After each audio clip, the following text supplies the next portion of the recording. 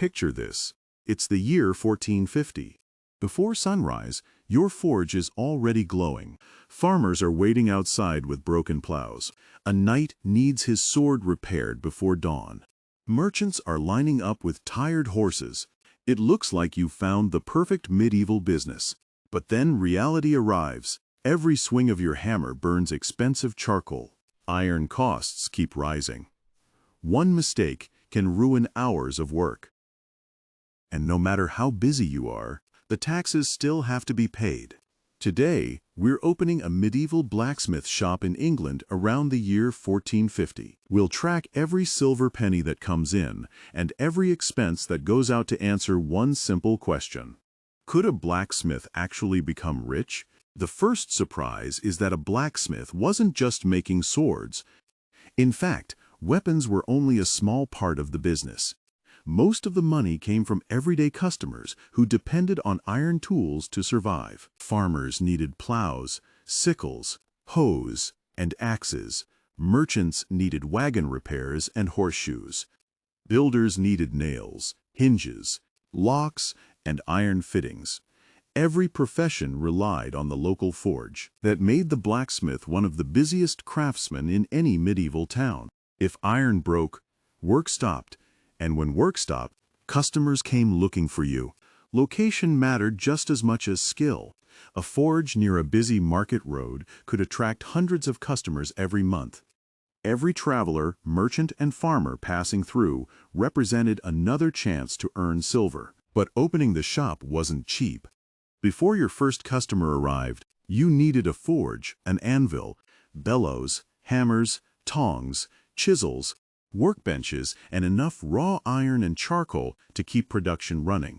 Then came the inventory: iron bars, charcoal, wooden handles, leather straps, nails, and replacement tools all had to be purchased in advance. Your money was already leaving before the business earned a single coin.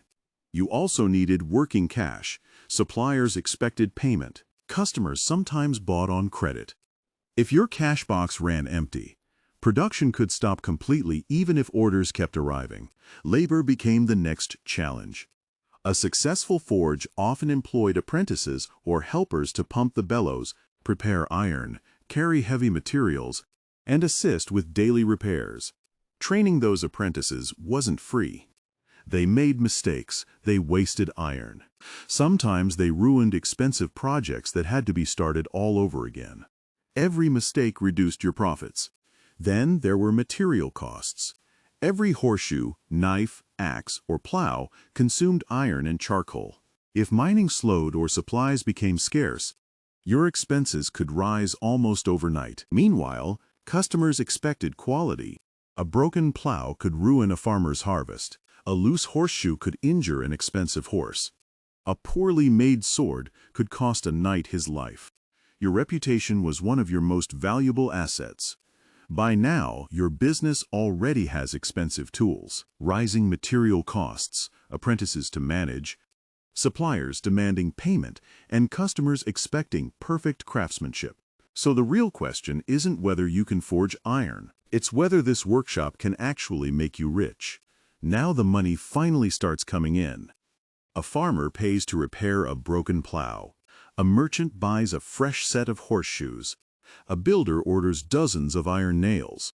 One customer leaves and another walks through the door. Unlike many medieval businesses, a blacksmith rarely depended on just one product.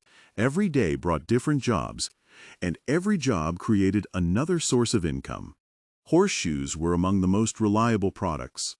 Every horse eventually needed new shoes, and on busy trade routes, that meant a constant flow of paying customers. Farmers were just as valuable. A broken plow couldn't wait until next week.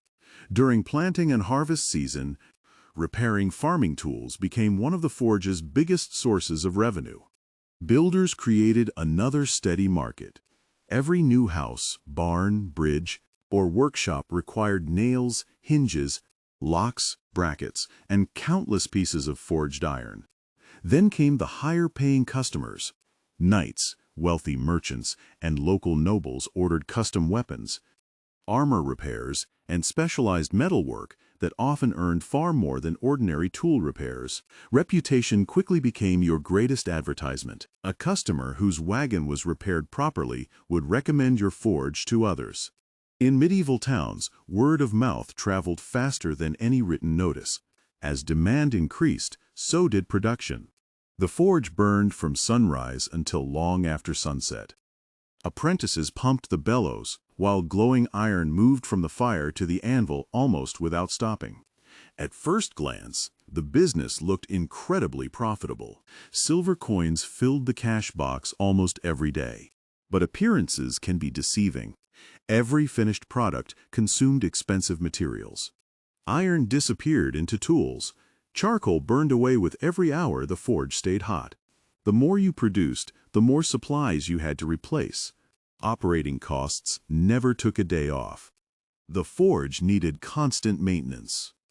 Hammer handles cracked, bellows wore out. The anvil slowly suffered damage after thousands of powerful blows. Labor expenses continued growing too. As business expanded, one apprentice was no longer enough. Hiring experienced workers increased production, but it also increased payroll. Then came the unexpected problems. A shipment of iron arrived late. A customer failed to pay on time. A poorly made tool had to be replaced for free. Small setbacks slowly ate away at your profits. Successful blacksmiths understood one important lesson. Cash sitting safely in the workshop wasn't wasted money. It protected the business when unexpected expenses appeared or supply prices suddenly increased. By this point, the forge had become much more than a place to shape hot iron. It was a complex business balancing customers, workers, supplies, repairs, and constant financial decisions. The question was no longer whether the forge could make money, but whether it could keep enough of it to build real wealth. Then the economy begins to change. A poor harvest pushes up the price of charcoal, food, and iron. Your costs climb almost overnight, but your customers suddenly have less money to spend. Iron suppliers know exactly what's happening. They raise their prices to cover shortages, forcing you to spend more just to keep the forge running. Every tool now costs more to produce than it did a few months ago. Business starts slowing down. Farmers postpone repairs. Merchants delay their journeys. Even loyal customers begin fixing old tools instead of buying new ones. The once busy forge grows quieter every week. Some customers ask for credit instead of paying immediately. You trust them because they've been coming to your shop for years. But every unpaid bill means less cash available to buy tomorrow's iron and charcoal. Unexpected jobs can still bring opportunity. A merchant's wagon breaks down before market day, and he desperately needs repairs. Emergency work often pays better because customers can't afford to wait. Competition creates another challenge. A new blacksmith opens nearby, offering lower prices to attract customers. Suddenly, you're no longer competing against broken tools, you're competing against another business owner. Mistakes become expensive. An apprentice ruins a custom sword after days of work. The iron is wasted. The customer is unhappy, and the entire project must be started again without extra payment. At the end of each week, you sit down with your ledger. Money has come in, but it has gone out just as quickly. Running a forge isn't about counting today's earnings. It's about surviving until next season. The tax collector eventually arrives. No matter how business is going, whether the forge is full of customers or completely empty, taxes still have to be paid. Fixed costs never disappear. The forge itself demands constant maintenance. Bellows wear out, hammer handles split, anvils crack, and the chimney needs repairs. Every broken tool inside your workshop becomes another unexpected expense. Then comes the busy season. Harvest approaches, merchants return to the roads, and travelers once again fill your workshop. For a few months, the forge works from sunrise until late into the night. The smartest blacksmiths don't rely on one product. They sell horseshoes, farming tools, nails, locks, hinges, wagon parts, and custom metalwork. The more problems they solve, the more ways they earn money. As profits grow, opportunities grow with them.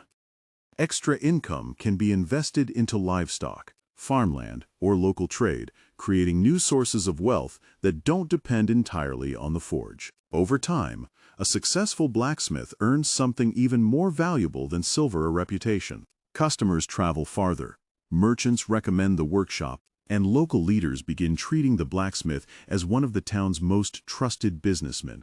This is the turning point. Two blacksmiths can own the same forge, use the same tools, and work just as hard. Yet one builds lasting wealth while the other falls into debt. The difference isn't skill alone, it's how well they manage money, customers, supplies, and risk. This is where the story changes. The most successful blacksmiths stopped thinking like craftsmen and started thinking like business owners. They knew the forge could earn money, but investments could build lasting wealth.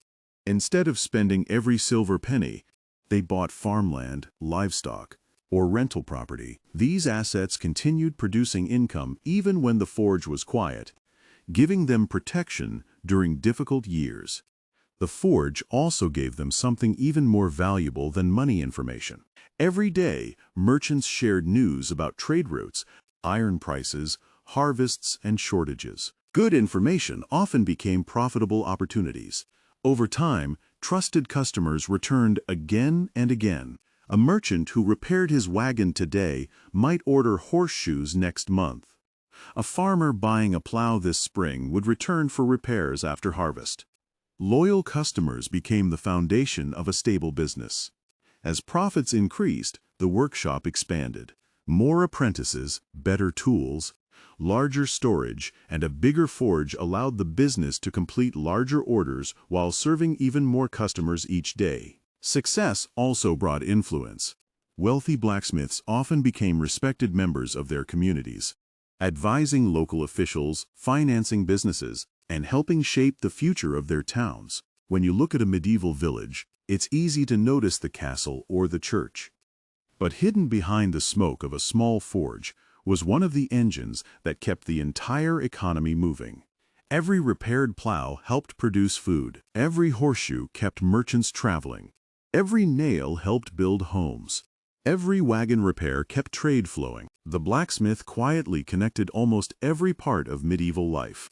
But none of that guaranteed success. One fire, one epidemic, one failed harvest, or one collapse in trade could wipe out years of hard work. Wealth was always balanced against risk. That's why the smartest owners never depended on the forge alone. They used today's profits to buy tomorrow's security, building businesses that could survive even when customers temporarily disappeared. So, could you actually become rich running a medieval blacksmith shop? The answer is yes, but not simply by making better tools. Real wealth came from managing costs, protecting cash, and investing every successful year wisely. The forge was only the beginning. It opened doors to farming, trade, property, and political influence. Many of the wealthiest craftsmen in medieval England earned far more from their investments than from their hammers. In the end, every glowing piece of iron represented a business decision. Every customer brought opportunity. Every expense carried risk. And every silver penny had to work just as hard as the blacksmith himself. You may have thought you were opening a workshop. In reality, you were building the center of a local economy, a place where farming, trade, transportation, and craftsmanship all came together under one roof. The medieval blacksmith didn't become wealthy because he made the finest sword or the strongest horseshoe. He became wealthy because he understood something timeless: skill creates income. But smart business decisions create fortunes. And for the few who mastered both, a simple village forge became the foundation of an extraordinary life.